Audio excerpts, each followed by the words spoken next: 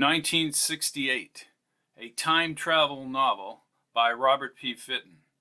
Copyright 2015 by the Robert P. Fitton Revocable Trust.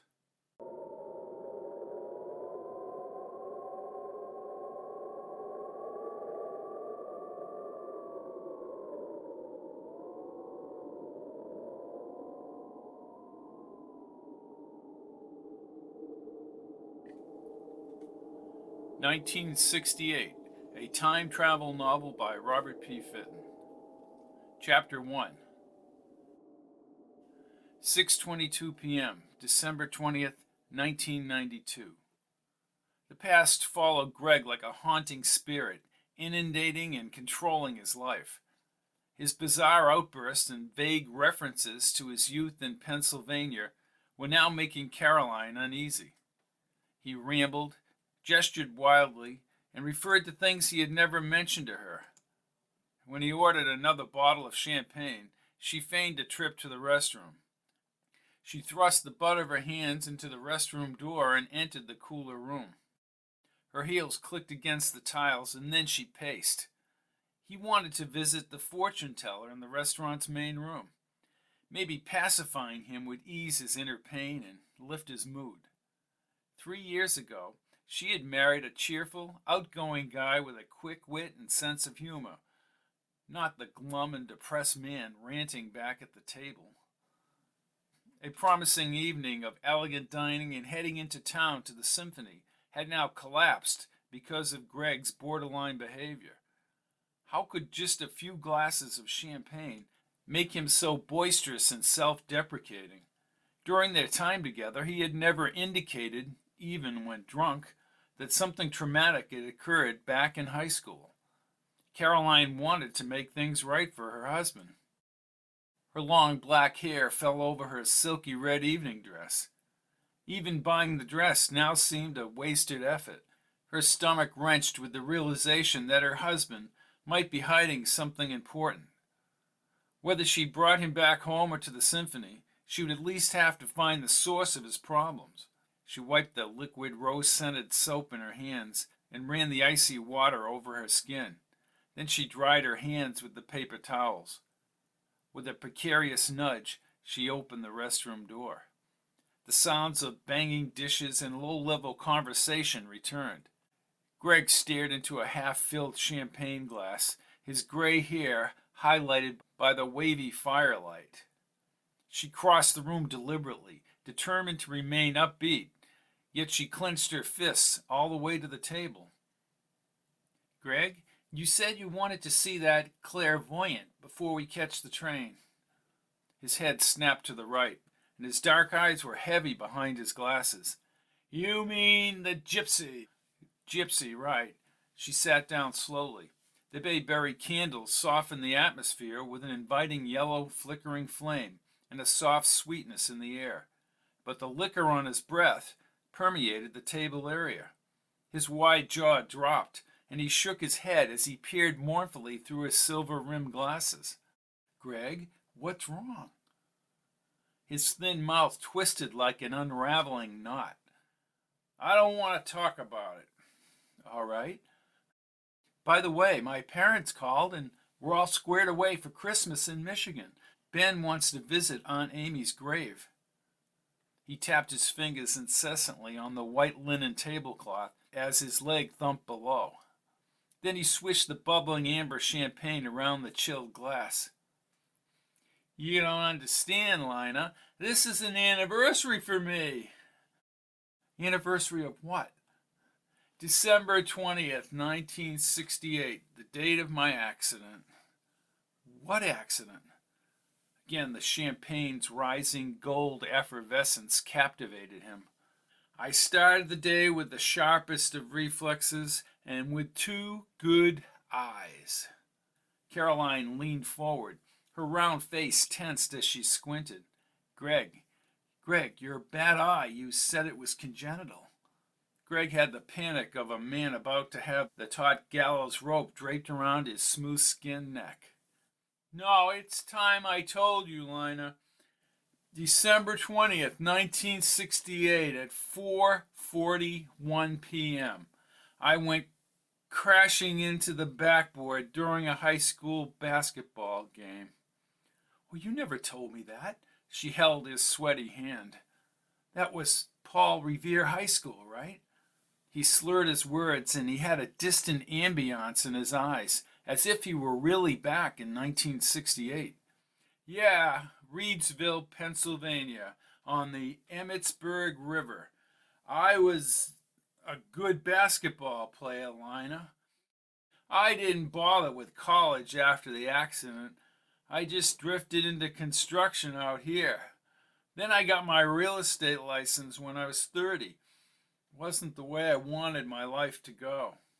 Greg, when we met, I thought you were always in real estate. No, no, nope, nope. He abruptly turned toward the connecting sports bar. I want to see that gypsy fortune teller. Ben said this woman would scare the hell out of you. My uncle can be melodramatic, and he loves the paranormal. The paranormal actually scares me, Greg. Maybe we should just go home. Greg became serious again. Back then, there were college scouts hounding me all the time. I played all the summer leagues in '68. By fall, no one could touch me. In December, we finalized things with UCLA.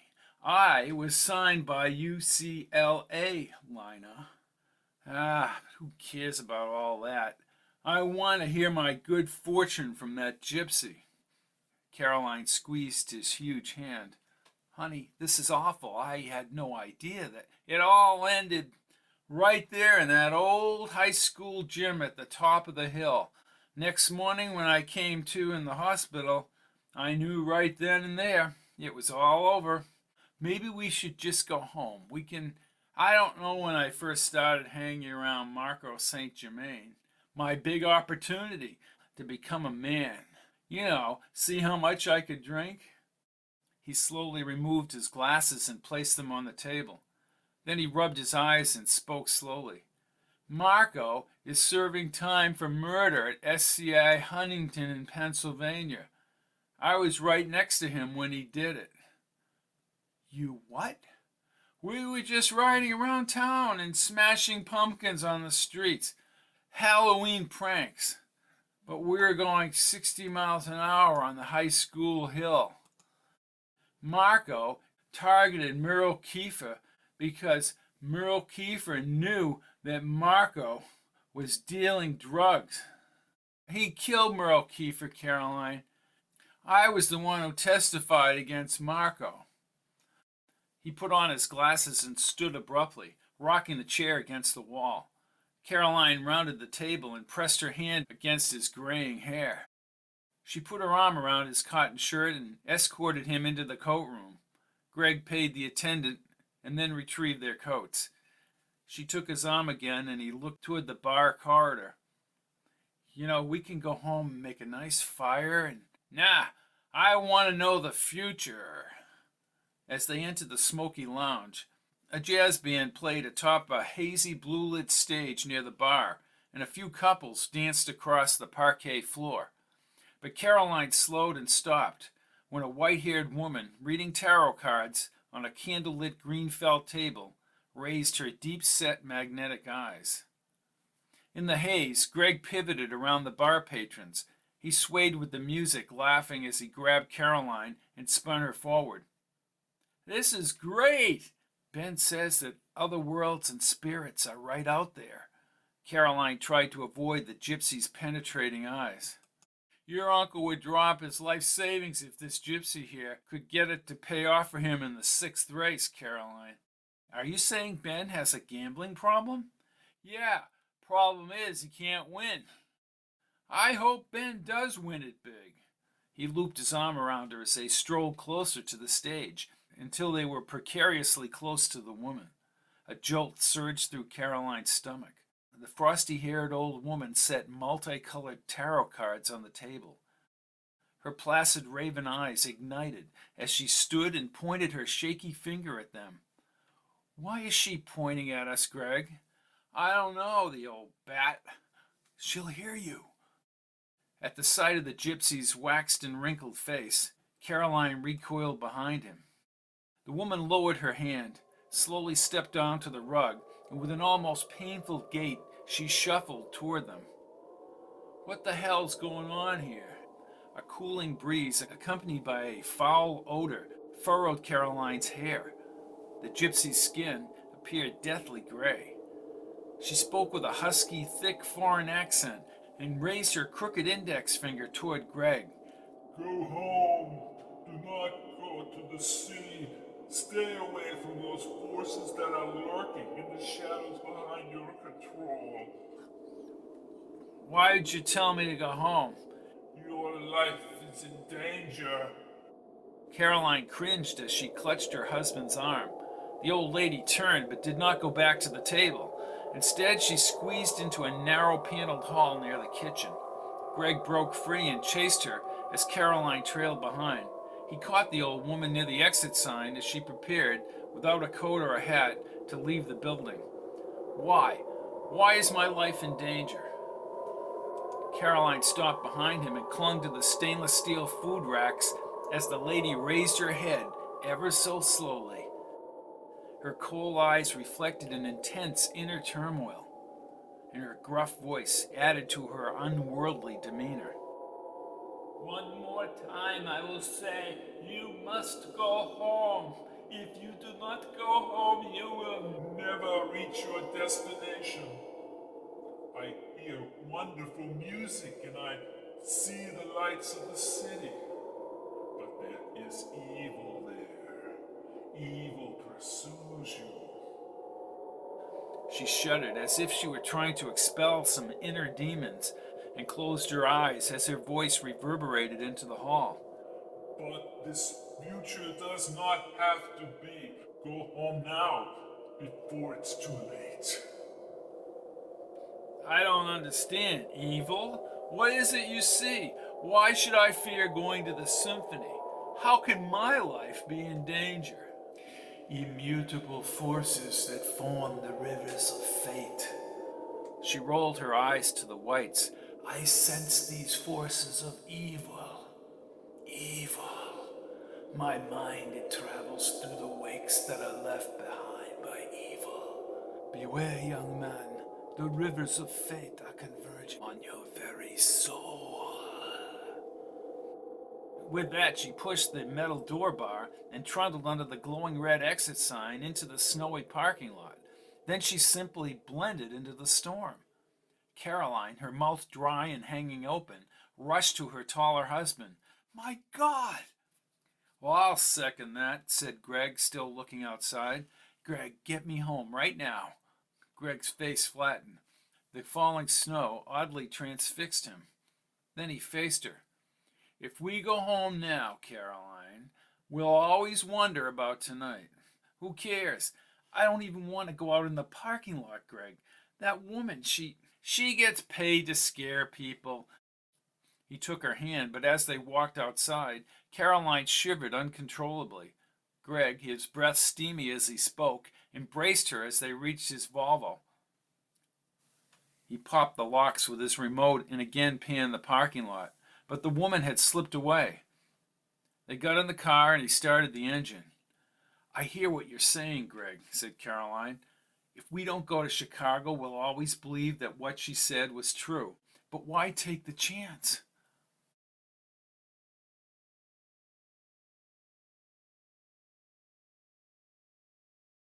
Chapter 2, 7:45 p.m., December 20th, 1992. Greg had Caroline laughing on the train into the city. Maybe she had just imagined the trouble in the restaurant. As the floor heaters pushed the warmer, dry air upward into the train and snow fell gently under the glowing street lamps, he held her hand. Near the symphony stop, she tapped his shoulder and pointed at the colorful Christmas bulbs along the boulevard. He smiled and looked outside as the train speakers suddenly played Christmas bells and chimes. Well, welcome to Christmas, he said, raising his brows. At the symphony stop, she took Greg's arm and exited into the biting air. The lengthy boulevard had become a magnificent winter scene, with the bare, snow-sifted tree branches strung with clear Christmas bulbs. The snow tapered off only a few blocks away from Symphony Hall's brick facade. Greg alerted her to the department store display ahead. The window reflected the clear lights. This reminds me of Binghamton's department store back in Reedsville. They used to hang the bulky old colored lights from building to building. She studied his teary eyes. That was a long time ago. 9:45 p.m., December 20th, 1992. The old lady's dire predictions faded once they were among the hundreds of music patrons inside the ornate gold-painted and spacious hall. The symphony stage, decorated with an intricate Victorian motif, with Christmas trees lighted with dozens of white candles, lifted her spirits and allowed her the illusion of a simpler time. Despite the formal nature of the event, Greg slowly put his arm around her and comforted her earlier fears as Handel's Alleluia chorus shook the hall. Being in the city salvaged the evening, and his earlier revelation made her realize how deeply she loved him. Her time with Greg passed much too quickly. Hundreds of larger white tapers flickered before the final musical selections. A single flute and a crisp French horn added tranquility to their time together. And when the concert ended, the ensuing silence bolstered the overall feeling of peace. Greg's face assumed a pensive seriousness as they reached the outside steps to South Michigan Avenue. A hint of snow returned to the nippy air, but he remained deep in thought as they stepped through the steam rising from the manhole cover. Then the expression left his face like a car running out of gas, and his eyes darted around the crowd.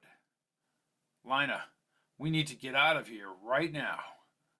"Greg, what's the matter? Why do we have to leave now?" He yanked her onto the sidewalk. "I could swear to God I just saw Marco St. Germain from high school back there, but that's impossible. He's in jail for murder. I think that old woman put Paul Revere High School in Reedsville, Pennsylvania in your head." "I know what I saw." He alternated glances down the busy sidewalk. "You're starting to freak me out, Greg." The brightly colored Christmas lights shone in his glasses as he surveyed the snow-lined street. They remained stuck in the crowd, but Caroline saw an opening ahead. Turning, she gazed skyward at the hall's fluted pillars, but a blunt, violent push caused her to slip and nearly lose her balance. In the confusion, she grasped his arm as more people flared out along the sidewalk. A quick, cracking gun volley cut the cold night air, and Greg's body tensed. His glasses flew off as he cried out and collapsed with her to the sidewalk. His glasses flew off as he cried out and collapsed with her to the sidewalk.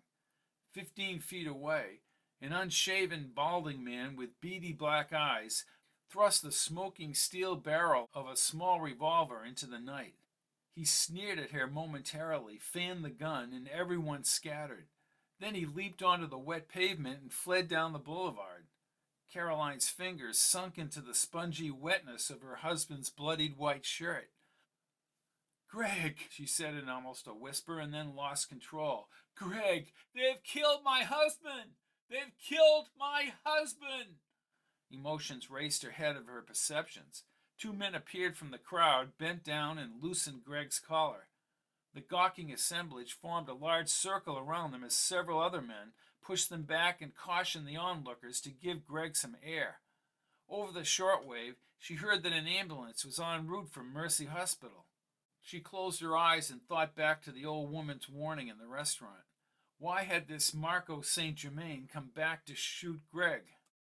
A siren grew louder, and bright red and yellow lights flashed on the brick facade as police swarmed into the crowd.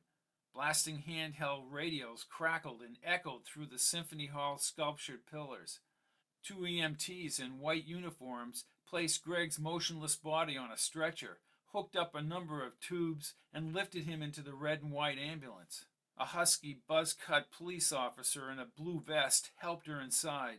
The doors shut as if they had entered a vault, and the ambulance lurched forward. With a plastic oxygen mask secured tightly over Greg's mouth and nose, the EMTs hovered around his body. Like a fixture, Caroline sat against the metal wall as the ambulance rumbled over the city streets, and she tried to convince herself this had never happened. Two police officers escorted her into a small office of a green-tiled emergency room. Ahead, they whisked Greg through the sliding doors. Someone gave her a styrofoam cup of coffee. She gripped the warmth in her hands and listened to the cops' questions. Her face and body numbed as she told them about Paul Revere High School in Pennsylvania. The police fed the information about Marco St. Germain into their open radio channel. His name, broadcast over the short wave, sent terror through her emotionally drained body. Her cluttered mind flashed with the image of the gypsy woman and the grubby Marco St. Germain pumping bullets into her husband's body before darting away from the crowd. 10:46 p.m., December 20th, 1992. A nurse handed her another cup of coffee as the same crew cut officer strode back into the office. He pursed his lips and reported a bloody shootout less than 6 blocks from Symphony Hall. Pursuing officers had gunned down Marco St. Germain, Greg's high school acquaintance, and he had died inside Grant Park. He escaped from the state correctional facility in Huntington, Pennsylvania 48 hours ago, said the cop. Greg helped put this man in jail, and nobody bothers to tell us there was an escape? I'm sure it was some kind of slip-up. Slip-up? A slip-up, and now my husband is dying. She closed her eyes momentarily and sat down as a doctor in green fatigues, mask loose at the neck, appeared with an operating room nurse in the doorway. The police officers outside stared as the doctor crept into the office. I don't want to hear the words. No, no, no. Your husband died 10 minutes ago, Mrs. Provost, said the doctor, performing his duty. You have my condolences. We did everything that we possibly could. Jesus God. Caroline clenched her fist below her nose as a surge of rage split her stomach. Only minutes ago, Greg had held her hand. How could he die in this bizarre act of revenge? She fell back into the chair, buried her head in her hands, and the tears drenched her cheeks and dress. Caroline? Her uncle's big blue eyes, jowls, and bushy white hair came into view. She lunged from the chair and threw herself against him and wept into his heavy coat. Oh, Ben, Ben, Greg is dead, Ben. I know, Caroline, I know. They just told me when I came in. Just hold on, hold on. She locked her arms around him and they shuffled back into the corridor. How would the pain ever stop? How could it get any worse than seeing her husband's life evaporate before her eyes on a snow-covered Chicago boulevard? She held on to her uncle and moved forward.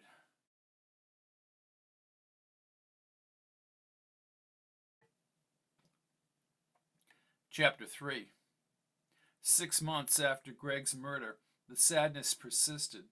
Trips back to her parents' house in Michigan and a weekend at her brother's house did nothing to ease her pain. Like a spreading virus inside her body, she thought of Greg constantly. In January, she returned to teaching math at the middle school, but December's events consumed her thoughts. Her devotion to her students would not erase the terrible tragedy infecting her life. As summer vacation approached, Ben arranged a 10-day Caribbean cruise commencing on June 15th. She bounced between website destinations in Jamaica and Mexico, where the Hannibal Cruise Lines had ports of call. 2 hours passed one day when she did not think of Greg at all, but she became overwhelmed with guilt when she replayed his bloody death in her mind. She stared teary-eyed out the window at the huge suburban homes that were filled with families and married couples along Eastview Drive. 3:19 p.m., July 15, 1993. An unusually heavy humidity hung in the late spring air as dark clouds accompanied a cold front, causing severe thunderstorms and heavy downpours. Caroline left late for the airport. She packed some newly purchased clothes and Greg's high school yearbook into her lavender suitcase. In less than an hour, she had to meet Ben aboard the plane. She took the shortest way to the airport, averting any rush hour traffic on the connector road through the woods. She would easily catch the plane if she hurried. The wipers pushed back the rain. She reached into her carry-on, as she had on quiet afternoons at the cemetery, and slid out Greg's crimson vinyl yearbook. The inside covers contained a black and white overlay of Paul Revere High School in Reedsville, Pennsylvania. In handwritten ink, the simple verses of Greg's high school friends were scrawled across the inner cover photograph of the school's large stone columns and front steps. The wide quadrangle slabs in their symmetrical alignment to the Roman numeral clock tower high above mesmerized her. Beautiful old trees spread over the walkway. Adjacent parking lot full of oversized cars harkened back to another era. She turned the glossy pages quickly until she found Greg's black and white formal high school picture. Greg, thinner, his hair dark and cropped, wore a narrow, solid tie and white shirt. Without his glasses, he appeared strong and vibrant. An optimistic glow overflowed the portrait. Below the picture was an impressive array of credits achieved over his 4 years at Revere. He had no nickname, just Greg. She had written to Reedsville. The responses, both from the newspaper and the police, confirmed what she had suspected. Greg had been truthful about his relationship with Marco St. Germain. Marco had maliciously killed a young hitchhiker who had advanced knowledge of his drug dealings. Brought to trial and convicted for premeditated murder, mostly because of Greg's testimony, Marco faced life imprisonment in Pennsylvania. She thumbed to the picture of Mark J. St. Germain. No credits were posted under his photograph, but he had acquired the nickname Marco. He maintained a blatant and defiant dark-eyed stare. Then she turned directly to the candid shot of Marco, clad in his black leather jacket and collar turned up, with one leg perched on the wide stone steps and a cigarette butt wedged in the corner of his mouth. His brand of evil bypassed time. She slammed the book shut, stuffed it back in the carry-on, and concentrated on the winding road. At first, the rain only smeared the windshield, but soon the showers pelted the car and the road. She sped across the countryside as lightning, followed by cracking thunder, flashed intermittently. Leaves whipped by her window, some sticking to the windshield, before being swept away by the wipers. Caroline squinted at the surging water smearing the windshield as she navigated through the uninhabited area. The fuzzy outline of the East Greenwich Bridge meant she had driven within a few miles from the interstate. In the side mirror, the red taillights blended into the darkness. She gripped the wheel as a bright chain lightning display flashed across the sky, and the subsequent thunder cannonade shook the car. She flicked the high beams again. A hunched-over old woman with ghostly white hair and draped in a knitted shawl shuffled along the bridge walkway between the girders. When the woman turned, Caroline recognized her from the restaurant last December. Instinctively, she accelerated but skidded onto the bridge's metal grid surface. She kept the pedal down and sped onto the opposite riverbank. In the mirror, the bridge faded to blackness as she raced down the narrow road. With the interstate just ahead, Caroline breathed deeply, dismissing the sighting as a part of her grief, and she neared a long row of trees close to the highway. Soon, she would be on her way to the airport. But as she moved under the trees, the East Greenwich Bridge reappeared again, and this time the white-haired woman stood center on the grid within the storm's turmoil. Caroline crunched her foot against the brake pedal. The car careened past the old lady toward the hill. The engine whined as she consistently checked the rearview mirror. She accelerated and kept repeating her disbelief as she started up the hill again. The woman and the East Greenwich Bridge materialized in the mist at the bottom of the hill. Not knowing how to break the cycle, she methodically stopped the car and peered over her right shoulder as she backed up the hill. Then she continued her journey to the airport. A bright glare near the tree cluster ahead prompted her to wonder if lightning had struck the ground. She shielded her eyes at the intensity, but as she approached the bare tree cluster, silhouetted in the stark light, the outline of the East Greenwich Bridge formed in the road ahead, and so did the old woman. This is insane. Gritting her teeth, she pushed the gas pedal and for a second thought about running down the gypsy. At incredible speed, Caroline whizzed by the woman, bounced over the bridge, and careened up the other side. The ghostly woman and the misty bridge vanished in the storm.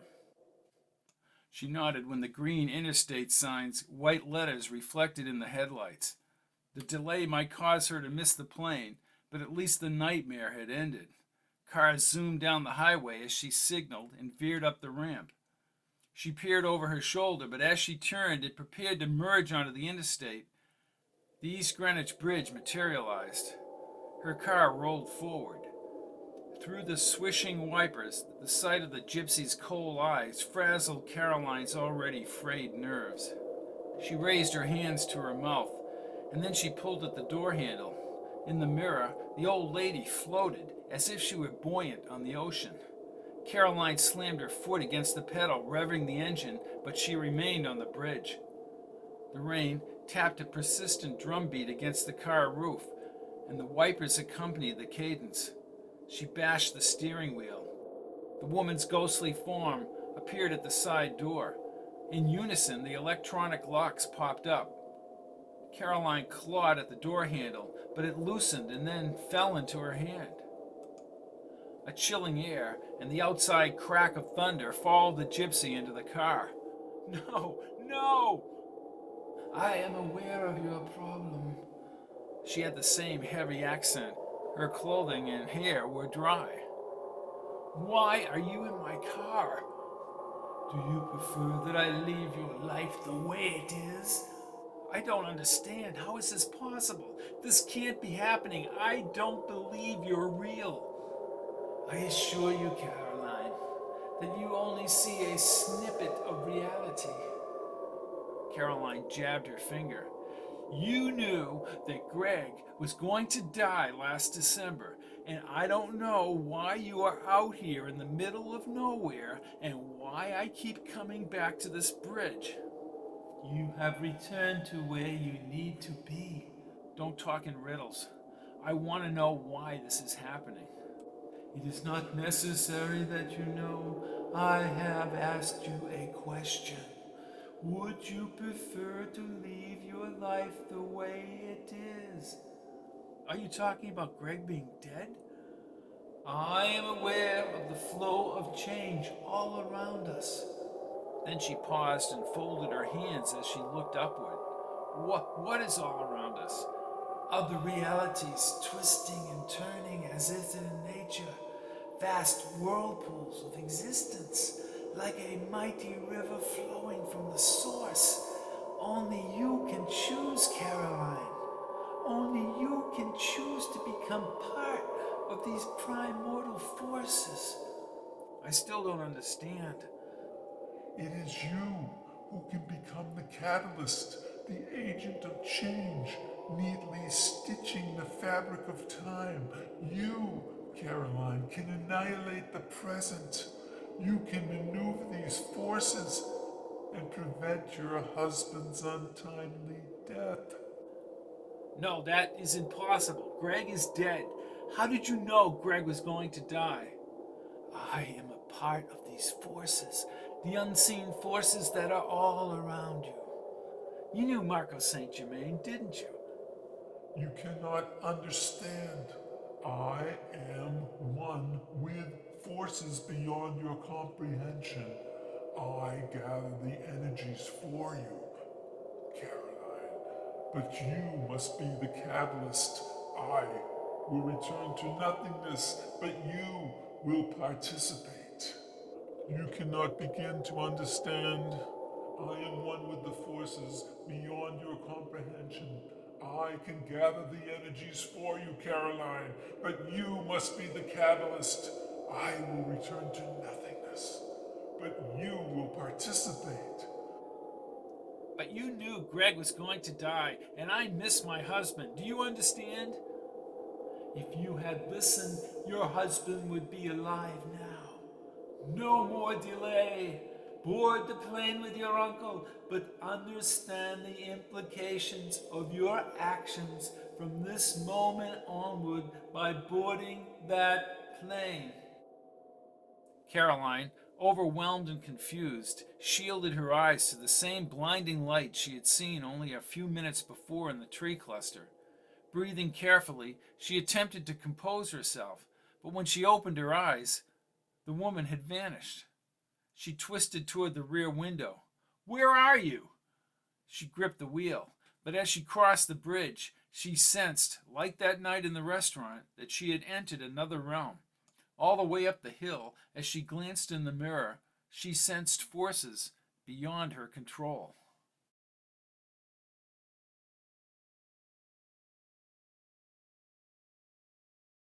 Chapter 4, 4:06 p.m., July 15th, 1993. A long silver jet soared into the low-hanging olivine clouds. The dashboard clock's orange digits showed Caroline that she had little time left to get aboard her flight. Maybe the old lady's appearance at the bridge reflected a manifestation of her own desire to have Greg back again. Soon she was inside the parking garage and maneuvered the car into a narrow corner space. According to her digital watch, she had less than 12 minutes to get aboard. Her heart beat faster as she scurried around the car, popped the trunk, and grabbed her bags. Then she darted across the fluorescent-lit parking garage. She scurried up the steps into the busy terminal. In 9 minutes, the plane would head to Fort Lauderdale, whether or not she had boarded. She approached a long line of passengers that stretched back and forth along the strap barriers. Her heart pounded as she closed her moist eyes. She sat down on her suitcase and covered her face as she cried. Those in line turned as she looked upward and continued thinking of Greg and the bridge. Her watch approached 5 p.m. At the foot of the steel escalators to the second level, the white-haired old crone lifted her knitted shawl, and her midnight eyes locked onto Caroline across the terminal. Caroline leaped to her feet. "No, no, how can you be here?" Two uniformed security officers moved from the outer doors toward her. The old woman ascended the escalator toward the next level. Caroline took 2 steps toward the escalator, but the gray-haired cop with a handlebar mustache held her arm. "What seems to be the problem, miss?" The old lady reached the top and faced her. Caroline looked into the cop's gray eyes. But when she turned back to the escalators, the old woman had disappeared. "I missed my damn flight. Flight 1652 to Lauderdale." He looked up and squinted. 1652? Right, it left 4 minutes ago with my uncle on it. "Miss, that flight leaves at 6 p.m. No, I booked that flight myself, officer. The flight left at 5. The older cop pointed at the monitors and slowly shook his head. Caroline turned ever so slowly and saw he was correct. Impossible. She did it. Who? Why, that old... She stared at the escalator. My God, never mind. Thank you for helping me. Anytime. Right, thanks. Caroline again checked the monitors and stared at Flight 1652. She shook her head, but her stomach fluttered as she nudged her suitcase up in line. A few people watched her. She became fixated on the second level, where the old woman had been at the top of the escalators. While she did not accept the old woman as being real, she could not deny that Flight 1652 would leave an hour later. Caroline saw her uncle's Navy Detroit Tigers baseball cap as she entered the plane. Ben sat midway down the aisle, near the emergency exit on the right. She dragged her bag forward. The huge crease between his brows tightened when he saw her. He stepped into the aisle and stared at her as she approached. "John Jacob Jingleheimer Smith, look who's here. You okay?" "Oh, no, I'm not okay," she said, and she stowed her bag in the overhead. "I was afraid of that." She secured the bag and looked him in the eye. "What was that, Ben?" "Caroline, I wasn't going to believe her, but I have to tell you." "I'm sorry, Ben. Believe who?" The same nervous tightness she had experienced back at the East Greenwich Bridge now gripped her stomach. Her face tensed as she fell against the window seat. Oh no. She said you were frightened back at the bridge. Goosebumps wandered up her back and down her arms. She said that I would finally strike it big, said Ben, taking the outside seat. He buckled his safety belt. But here's the spooky thing. She held Ben's wrist with both hands. She said we would have to redefine Greg's death. No, this makes no damn sense. How could she be in two places at once? I kept seeing her at the East Greenwich Bridge again and again and again. Ben's voice shook. I just don't know. She talked about the forces of fate and how they could converge in some new way. A few minutes later, the plane lurched and hummed over the bumpy concrete. Airport trucks and baggage haulers chugged through the mist back toward the terminal. Her hands twitched as the raindrops pierced the runway puddles. In the lighted terminal span, now several hundred yards away, the old woman leaned against the glass. Caroline pressed her face against the jet window and then threw herself back into the seat. Then she pulled the visor down over the window. The paranormal. She nervously pushed her fingers back through her thick hair. Ben modulated his voice to a whisper. There are things that exist out there, things beyond our control. The plane turned at the end of the runway. You've been telling me about this for years, like those voodoo experiments that you were involved in. You and your palm readers and your seances. I won't let myself start believing in that stuff, Ben. How did I know about this woman? The jet's mighty engines roared and the craft shot forward, pushing Caroline into the seat as she searched for answers. As the airliner quickly gained speed, the terminal, city buildings, and the ground blurred. I don't know how she knew. I just want to land in Lauderdale, then I want to be sitting on a ship's deck, sunning myself and getting away from everything. The plane tilted upward, leaving the ground, and the blue runway lights disappeared into the passing fog and clouds. Rain skimmed the outside window and lightning flashed through the sky. Then she pressed the cabin headphones into her ears as Ben closed his eyes. She shut her eyes, but her foot gyrated enough to make the old biddy in the forward seat turn and stare. Caroline stopped shaking her foot, closed her eyes, and faded into a light sleep. 9:06 p.m., July 15th, 1993. She opened her eyes to a field of bright shining stars above a silver cloud bank as steam jets whipped over the wing. The stars captivated her imagination, and her longing for Greg intensified with every twinkling pinpoint. She dragged the headphones over her ears and slowly turned to Ben, his reading glasses at the tip of his nose, as he read the Tribune. God, Ben, what happened? Ben pulled out his pack of Camels from his shirt pocket. I could sure use a smoke. And what's the fine for that? Not like the good old days, Caroline. He leaned toward the window. Bad storm out. She held his hand. I'm sorry I got so upset back at the airport. He peered over his glasses, and with a gracious smile, he moved his hand through the air. I can't explain it, and neither can you. She turned and stared into the convoluted clouds extending to the horizon. The plane gained altitude a short time later, but Caroline grew increasingly uneasy. 10:13 p.m., July 15th, 1993. The storm stretched down the coast toward Florida. Lightning continued to illuminate the clouds, and the turbulence rattled the plane. The sudden shifting not only unnerved her, but caused the belt to chafe her waist. How could the plane withstand such pressure? What the hell? Asked Ben as the jet bounced. He blinked his eyes and then peered out the window. I ain't never seen nothing like this. Must be the night for strange things, Ben. Don't worry, in half an hour we'll be on the ground. Yeah, but will we be in one piece? You watch, Caroline. They're going to divert us somewhere. You watch. The beep sounded for landing. Caroline grabbed Ben when the pilot brought the plane downward into the storm. With the nose angled, the jet pierced the thick clouds. The surrounding thunder shook the aircraft shell, and the once distant lightning now flashed like a strobe light across the dimly lit cavern. A prodigious crack shook her as a river of fog whooshed over the free-falling plane.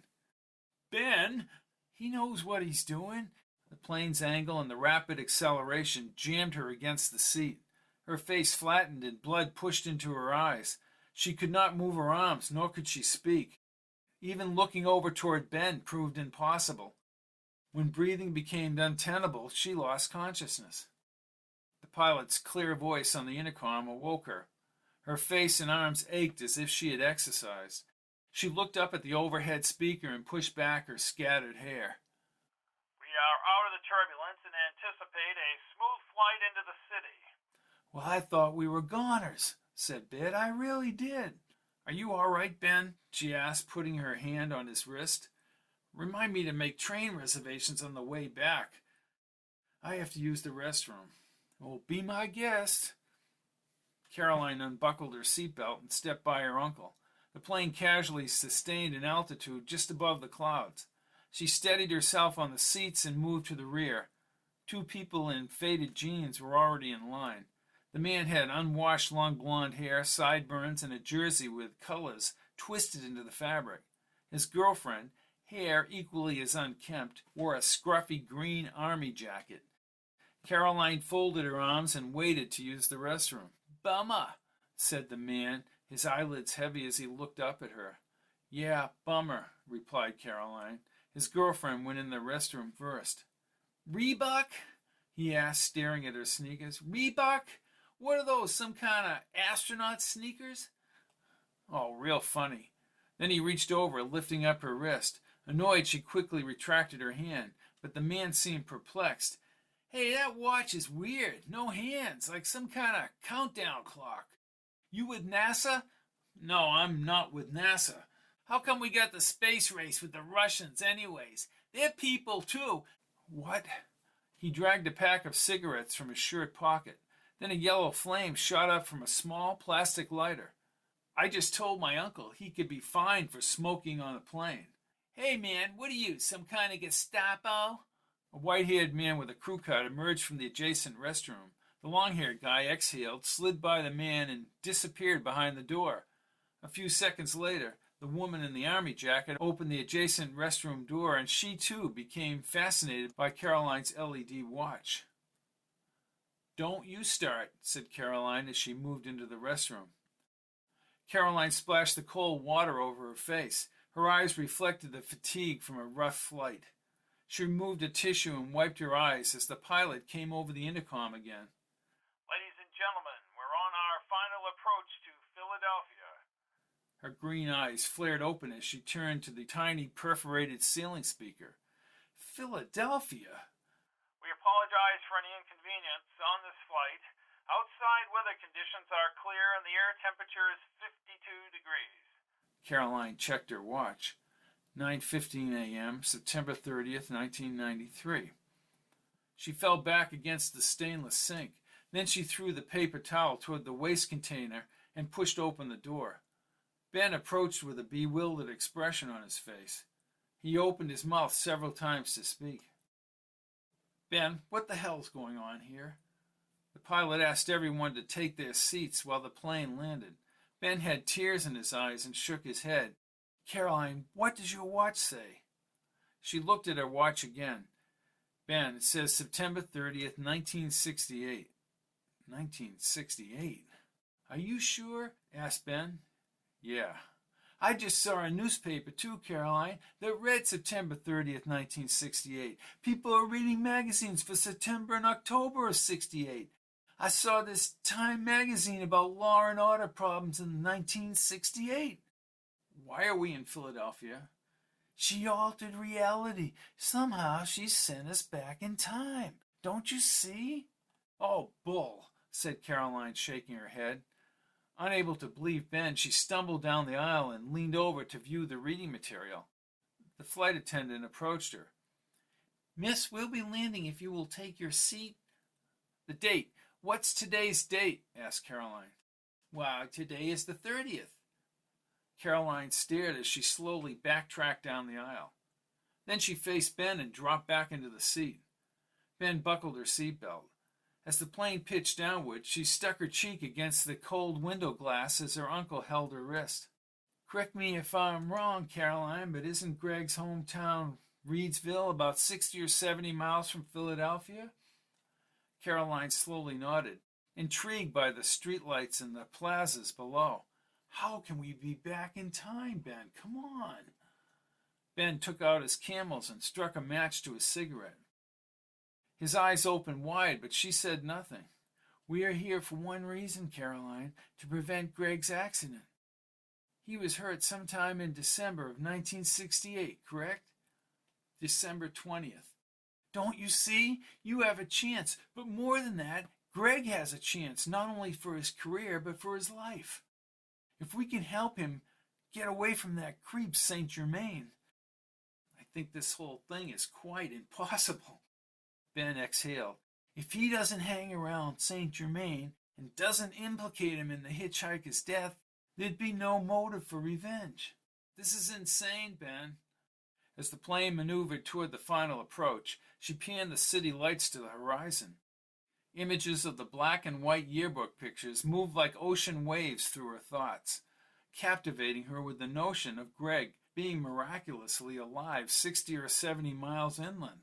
She sat back as the plane prepared to touch down, and she glanced briefly at her uncle's almost drunken grin.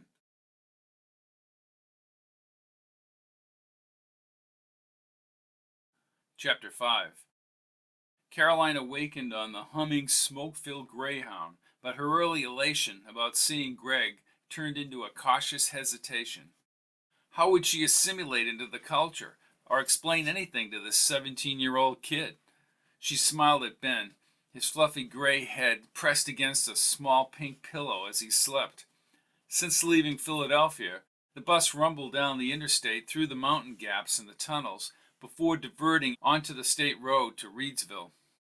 Amidst the brightly colored hills near her husband's hometown, on a crisp October morning in 1968, she fully accepted her fate. Near the crest of a long straight hill, the traffic slowed under a large green and white road sign. Reedsville, Route 205, next right. Ben's eyes were half open, and he rested his head on the pillow as he stared out the dirt-smeared window. He slowly sat up and dropped the pillow onto his lap. His groggy voice became louder. So, what's the good news, Caroline? You've slept right through. We're in Reedsville. Ah, the bridge construction is holding us up, said Ben, looking out past the driver. Reedsville, isolated within the colorful undulating Pennsylvania foliage, had a mix of steel and brick industrial buildings interspersed with residences spread over the countryside. The road narrowed at an arched green metal bridge spanning the wide, ever-moving river as it cut between the surrounding hills and the bordering gravel beds. Railroad tracks paralleled two narrow highways on either side of the river. Paul Revere's high school's clock tower jutted toward the brilliant blue sky. The massive high school building, composed of mustard-colored bricks, split into several sections atop a central hill. A rusted brown water tower behind the school overlooked the town. The divided central roadway with terraced red brick buildings led to storefronts far below the high school hill. On this cool autumn morning, light smoke drifted from numerous chimneys into the cloudless sky, but Caroline's thoughts moved like a magnet to last December in Chicago when Marco St. Germain gunned down her husband. But she and Ben had returned to 1968, and despite what Ben told her about the turmoil in the United States, an odd quiescence permeated the isolated acreage of northeastern Pennsylvania. Doesn't seem possible, does it? Ben briefly touched her wrist and surveyed the town, but Caroline fixated on the school. I wish I could go see him right now. Well, we have to remember why we're here, Caroline, and stop that accident in December. 80 or so days is a long time to be hanging out, Ben. A mournful joy hung over her as the bus crossed the arched bridge, slowed on the ramp, and bounced onto the bumpier roads in town. Caroline studied the rust-pitted old cars planted along a myriad of storefronts. Ben, think of it. I'm 15 years older than Greg rather than 10 years younger. Isn't that an odd turn of events? I was 17 once. She smiled and shook her head. I bet you were. He pointed his index finger. You be careful, Caroline. Tears filled her eyes. She removed a sweater from her carry-on. Ben, I can't see a 17-year-old chasing a 32-year-old woman. Like I said, Caroline, you have to be careful. She slid the sweater over her head and then peered out the window. No cable channels back here, no satellite dishes, said Ben as he thought. We need a game plan. If for some reason we don't stop that accident, we have to stop St. Germain. Just the mention of his name sent shockwaves through her stomach. Marco St. Germain's black and white yearbook picture had petrified her. Yet dealing with her husband's future killer here in 1968 presented a chilling prospect. Ben, I don't want to see that man. Well, Greg began hanging around with him after the accident. That's why we have to stop that accident. Busy little shops, a few restaurants and bars with flashing neon beer signs filled the business district.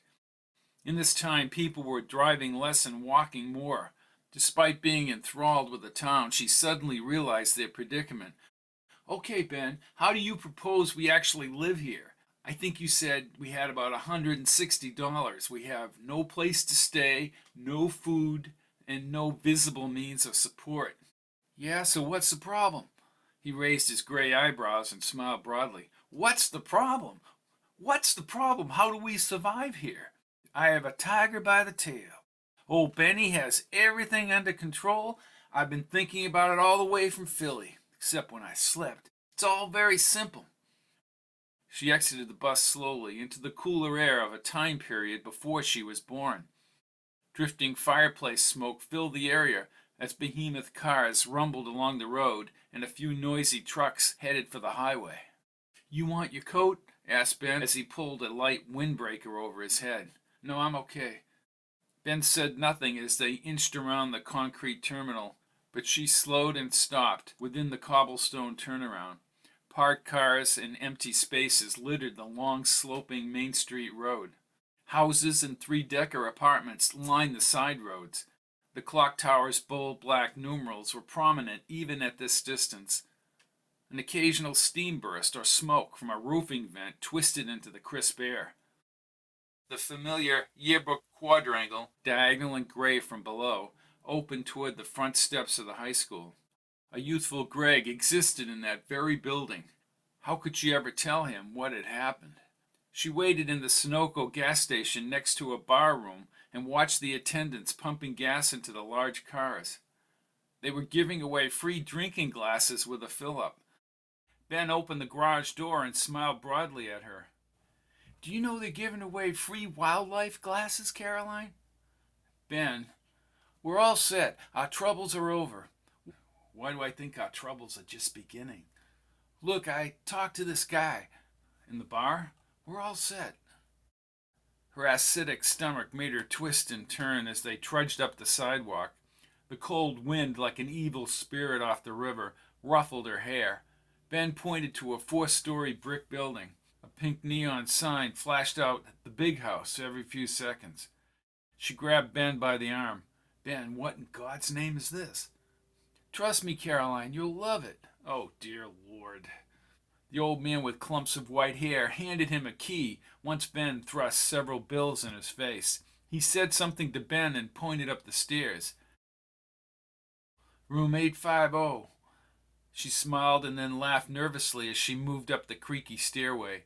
Ben pushed a button and the overhead translucent lamp shined through cobwebs and dust. Not bad for 3 floors. Room 850. We'll be out of here by the end of the week. I guarantee it. He moved ahead of her down the hall and quickly pushed the key into the hole. With great trepidation, she walked by him and entered a cramped, dirty room with peeling green-flowered wallpaper. He reassured her with a hug. She shook her head as she looked at the torn blue spreads on the twin beds. And how are you going to do it, Ben? Simple, simple. I'm going to bet on the World Series. I already know what my Tigers will do.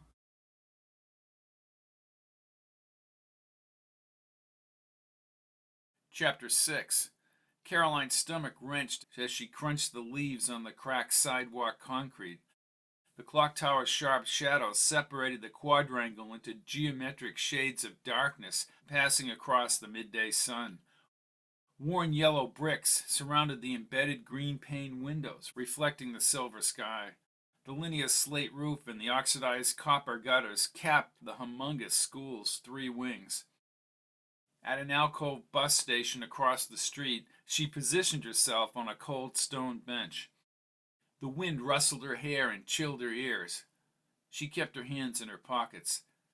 Her eyes swung like a panning camera as she followed the front facade to the frosted gymnasium windows. Leaves spun through the air, then tumbled across the quadrangle slab until they were swept around the granite columns near the front entrance. Young girls with long flowing hair and boys with tapered sideburns, just like the yearbook pictures, bounded down the steps while other students lingered around the grounds.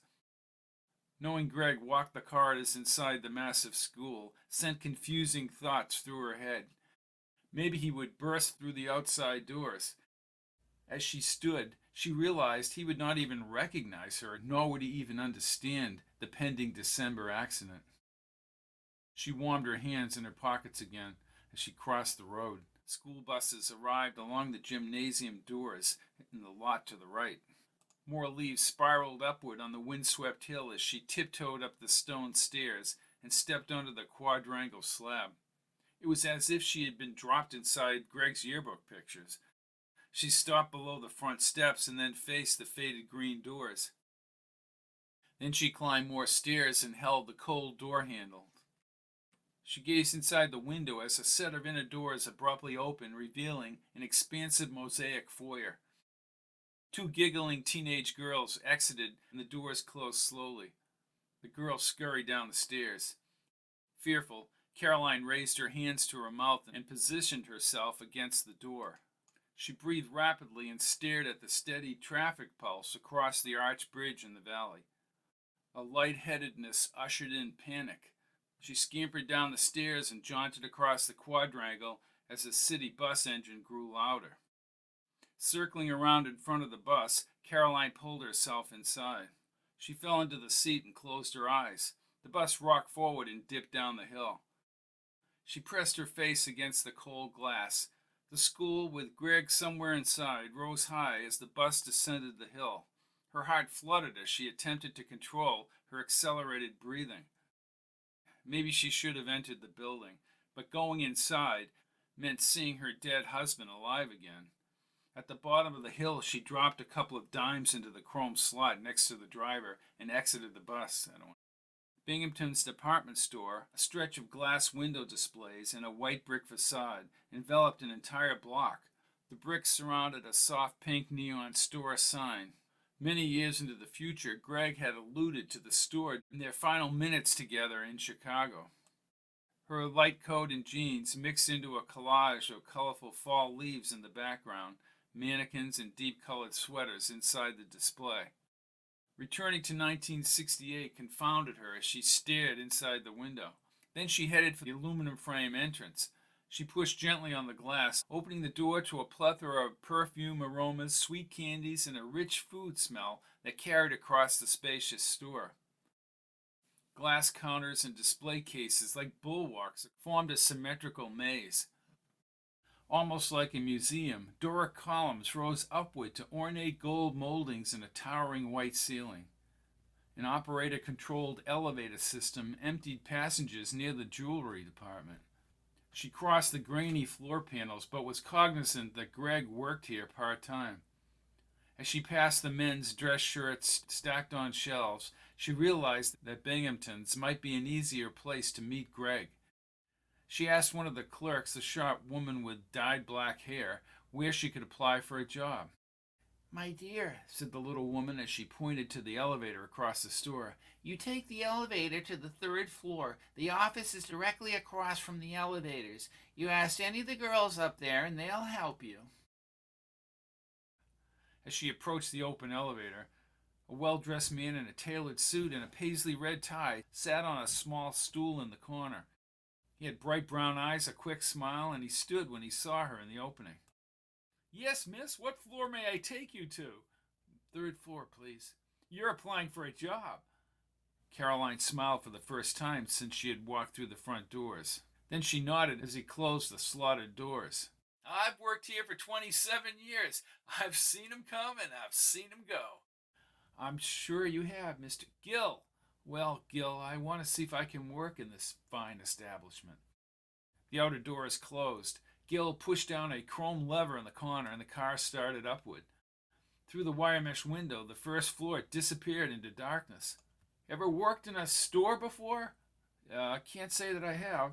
Well, you'll do just fine, Miss Caroline. Pretty name. Thank you. She quickly blurted out her next thought. Greg Provost work here? A gaping smile filled his thin face. Nice kid, Greg, nice kid. Goosebumps crawled up her back and trickled down her arms. Well, I have a mutual friend, a customer, who said he was nice to her. That boy would be nice to Genghis Khan. Caroline's eyes brightened and she chuckled. Yeah, he probably would. He's one hell of a ball player. I go to as many Revere games as I can. The elevator whined and stopped with a jolt. Well, thank you. Gil pulled the cage door and the outside door slid open. Miss Caroline, this is the second floor. Curtains. Oh. A short man in a pinstripe navy suit with a few strands of dark hair across his exposed crown approached the elevator. He looked up from his clipboard and removed his reading glasses. Well, good morning, Gil. Top of the morning to you, Mr. Fine. Fine produced a quirky grin. Gil closed the inner door and the main door rumbled shut. Oh, Mr. Fine, this is Caroline. She's applying for a job. Well, good, good. His voice sounded like a reverberating kazoo. He looked her over and then with a slight nod he grinned. Go see Mrs. Stone. Tell her Mr. Fine told you to meet her. Well, thank you, Mr. Fine. I appreciate that, she said as she shook his smooth hand and the elevator started up to the third floor. We can always use good people. She had flashes of meeting Greg somewhere in this big store. Then her thoughts drifted back to the school and the basketball court. The door slid open, jarring her from her daydreams. Well, off to Mrs. Stone, and thank you one more time. You have no idea what this means to me, Mr. Fine. Oh, no problem, no problem. Gil leaned from the control and his eyes opened. Hey, great life, huh? She nodded. Yeah, I guess it is, Gil. A rotund young woman at the switchboard repeated her greeting. Welcome to Binghamton's. You're important to us. She waited behind a beanpole little lady returning a single pair of nylon stockings. A gray-haired woman counted back the little lady's change. Caroline stepped forward. Good morning, said the woman. Her gold badge identified her as Amanda. The same greeting appeared above her name. You're important to us. My name is Caroline Thatcher. Mr. Fine sent me up here to apply for a job. Oh, are we hiring, Mabel? She asked as she turned to the white-haired woman at the desk behind her. I didn't think so. And Caroline's stomach tightened. You know Mr. Fine and his budget. Amanda crunched her lips as if she were biting into a steak and then turned back to Caroline. I think you could at least fill out the store employment application, my dear. Well, is Mrs. Stone here? Well, she is in the store, yes, she said, looking at Caroline's dejected countenance. She removed a sheet of white paper from the pad and then slid it across the counter. Then she smacked a pen on the application. Be thorough. Mrs. Stone is very detailed. Yes, ma'am. You may have a seat next to Polly at the switchboard. Caroline moved along the counter, wondering why she had thought she could just walk off the street and work with Greg. As Polly answered the phone calls, Caroline knew as she began writing her name in blue ink that she would need to lie about her background. She closed her eyes briefly. You can't go to sleep at Binghamton's, at least not where they can find you, said Polly with a loud laugh. Caroline grinned. I heard you say Mr. Fine sent you up here. How did you hear that? You were answering the phones. Honey, I hear everything in this store. Problem with Fine is he will say he's going to hire, but you heard Mabel talk about his budget. Caroline smiled again, amazed that Polly had heard that too. So how do I get the job? She removed her headset and rested her chin on her folded hands. You have to impress Mrs. Stone. Good luck. Caroline had just passed the application to Amanda when she heard high heels clicking quickly against the linoleum. A scrawny fireball of a woman approached like an engine minus the train. The woman reached out her cold hand, clamped quickly, and then released. I am Mrs. Stone. I understand that you are seeking employment with Binghamton's department store. I am Mr. Font. Yes, I know. Please follow me into my office. The heels clicked again. Caroline followed her around the switchboard. Polly rolled her big brown eyes as she spoke to a customer. Fluorescent lights snapped on as Mrs. Stone ushered her inside the cold office. A silver gooseneck lamp, like an interrogation light, shined a narrow beam onto the metal desk. Mrs. Stone slammed the door and took a position in an oak captain's chair. She held Caroline's application with both hands, scanned it, and then looked up. You are missing your social security number and a permanent address. Everything else looks in place. I can get you that information. Oh, you don't have your card with you? Well, with so much online. I beg your pardon. I mean, it's on my dresser, and since I moved here with my uncle. Honestly, Miss Thatcher, arriving at a job interview without information? I'll get you all you need. Ill-prepared is ill-mannered. Yes, Mrs. Stone. Mrs. Stone stood abruptly and marched to the door. She quickly opened it, and Polly's voice filtered into the room. You don't want to know about my background? Your background, Miss Thatcher, is meaningless without the designated 2 items.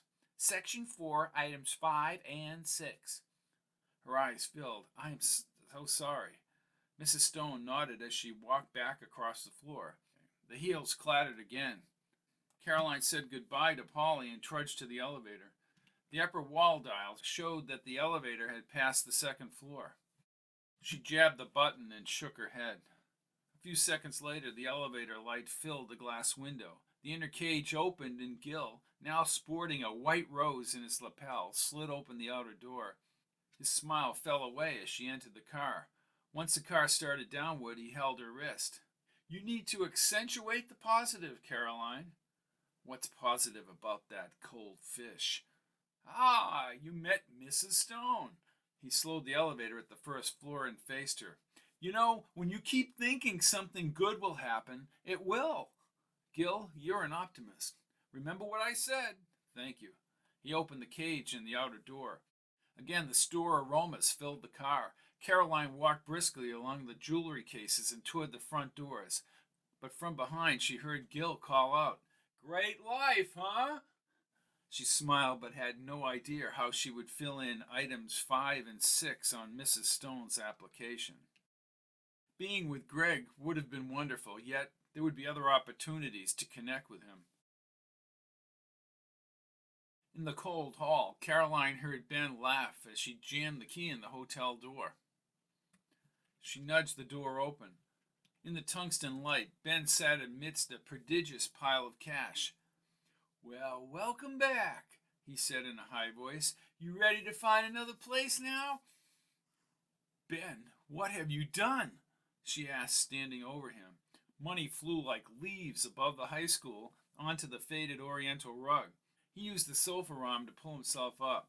Still smiling, he bent over and crunched some of the bills in his hand. Then he tossed them into the air. That gypsy said I was going to hit it big. Tell me you didn't rob a bank, Ben. She scooped up one of the bills. It's real, it's real. You know, Caroline, the great thing about living back in time is you know what's going to happen. You bet on something. He nodded. The series. In game 1, my Tigers got creamed 4-0, but that's okay. It bothers me a lot less this time around. I bet on the Cards. You have hundreds of dollars here, Ben. Caroline grabbed more of the cash. This is incredible. Just the beginning, just the beginning. Tigers took this to 7 games. I even went to one of the games. I can watch the games on TV, and the old Ben Thatcher will be there right at the game. Now, ain't that weird? Bottom line is we're out of this pit, right? Yep, I'm working on it. No working on it. Just get me out of hotel hell. You should have seen them guys down at Muldoon's bar.